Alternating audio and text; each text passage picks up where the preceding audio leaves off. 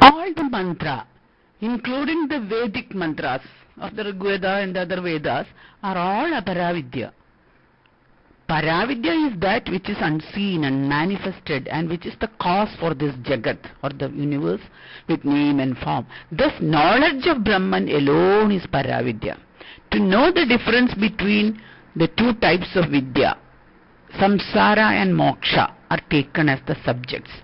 The topic of Aparavidya, like Veda, Vedanga, any other science, is the doership, the effects of the sadhana, the kriya of the different types, how to become efficient in that, and different forms, and thus it deals with the beginningless anadi samsara, which form our sorrow. It concerns with the sorrow, with the karma.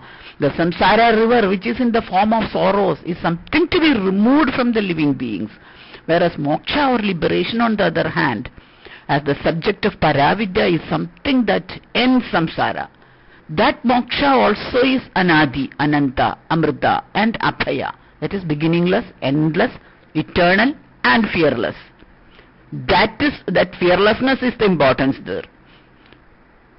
The samsara also is beginningless, endless, eternal. But fearlessness is not there in samsara. But in moksha that fearlessness is there. That is pure and blissful and is fixed in one's own Atman. It is the ultimate bliss without a second. To begin with, one has to start from Aparavidya.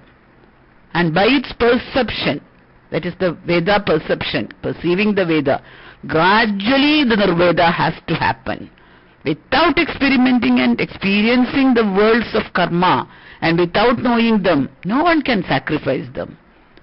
Unless one knows a thing, the subject, well, how can one experiment with it and experience and know it to decide whether this is to be sacrificed or not? Therefore, know the Aparavidya first in the educative program. Thus, Vedic knowledge is a preliminary or preparative course for the final experience, the Paravidya. Paravidya has to be experienced after having the preliminary or preparative course in the Vedas and Vedangas, etc. So to become perfect, one has to start from the imperfect way of learning. That is why Aparavidya is taught first and Paravidya later. The Kavi, the poets in the Treta Yuga, perceived the karma called Satya, truth, in the mantra. Now, the disciples who are Satyakama, who are desires of truth, also do those karma, the functions, actions, in an orderly way, in niyata, lawfully, orderly way, according to the law or order, in a systematic way. That is the law of science. You have to do things in a systematic way. That is the path to the world of sukrita or good actions. If you do something systematically in search of truth, that karma itself will lead you to the world of good actions, because you are doing some good action systematically in search of something that is true. That is science, the path of science. It is being explained in the Veda, like the Rig Veda, etc. The poets with great intellect, like Vasishtha, have revealed karma, like Agnihotra, etc. And each mantra is a sadhana done by a rishi in ekanta. Ekanta is solitude. You do the sadhana in solitude only, not in a crowd, as Purushartha sadhana, because it is the sadhana for achieving the four Purushartha. Which are the four Purushartha?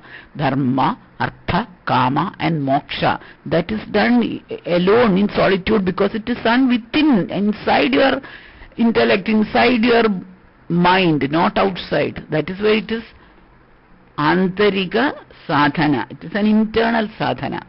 So it is done alone, no? And hence this is the truth. The perception of each rishi has to be cognized as truth, and knowing that one has to do it oneself. So you have to first understand what that ancient rishi has done, then you have to do it yourself, so that one can personally verify and experiment its truth. So experimentation comes with your life, with your own mind, not with others. For the word Tretayam, Shankara has given the meaning Trai Samyoga Lakshanayam. That which includes the Hota, the Adhiryu and Udgata is one meaning. Another meaning is in Treta Yuga, and also the three Agni, Garhapatya, Ahavaniya and Dakshinagni. The Sukrita is good action. Good action gets good reactions, since the reaction effect of a karma has to be equal and opposite for the action. For men who desire effects of good karma, the best path is systematically following the karma expounded by the Veda, the path to truth.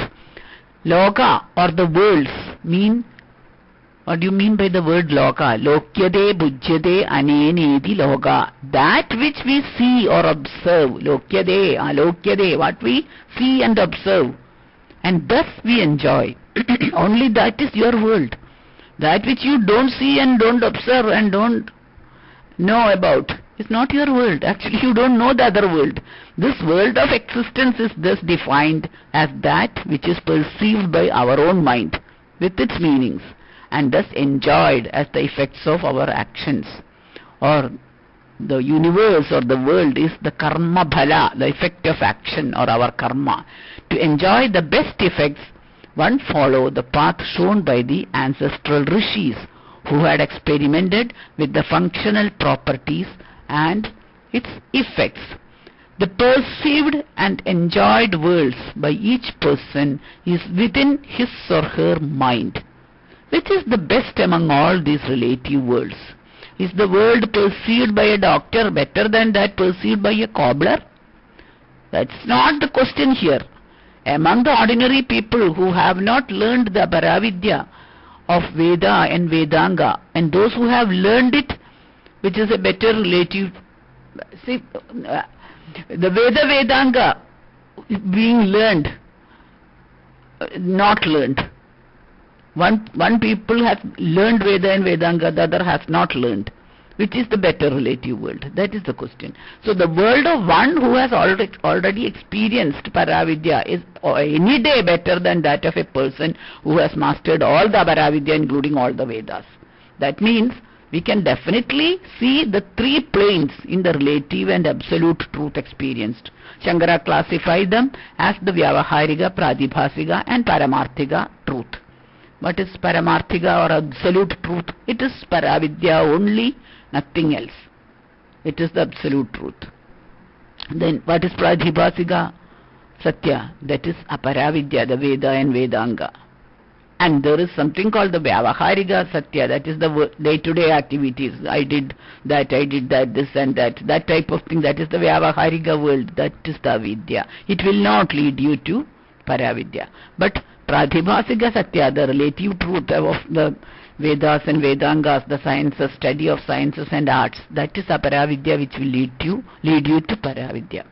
So through Veda and Vedanga, the Aparavidya elevates the minds of a person who is immersed in the avidya of day-to-day worldly existence.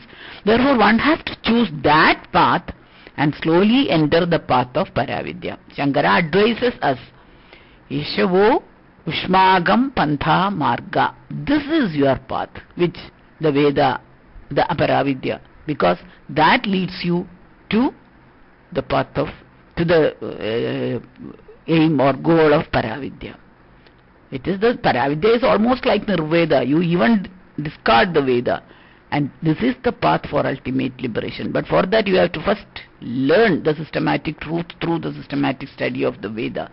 Therefore, as long as human beings are different, of different types, and having perceptions of different types of truths, we cannot discard or do away with the study of the Veda or Vedanga or any other sciences which we call Aparavidya. It has to lead one from avidya to Paravidya. So this is a path. The lowest is the avidya. Day-to-day activities only. People are not interested in any other thing other than their selfish and other day-to-day things. The second level, the Pradibhasika, that is the Veda, Vedanga, sciences, arts, a little bit higher up thinking. That is the Aparavidya. That will one day lead you to the ultimate truth, the Paravidya, the Paramarthika truth. That is what is said in the first Sukta.